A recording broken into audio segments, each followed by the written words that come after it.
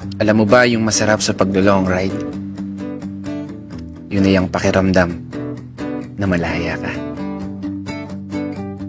Panandali ang lalayo at sandaling kakalimutan ng mga problema na palagi mong daladala. Kasama ang mga kaibigan, asawa, nobya o kahit pa nag-iisa ka. Sulitin mo yung biyahe at busugin ang iyong mga mata.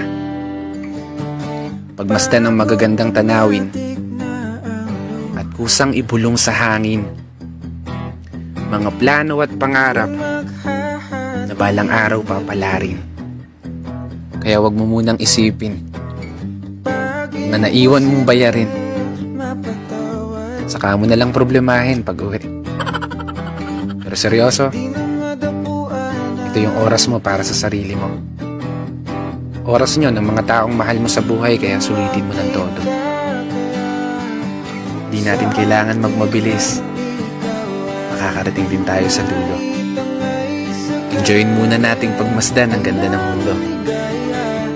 Santabi muna yung stress, lungkot, at huwag nang mag-isip ng kung ano-ano. Maging masaya lang tayo at sulitin ang mahabang paglalakbay nang may bakas ng ngiti sa mukha mo.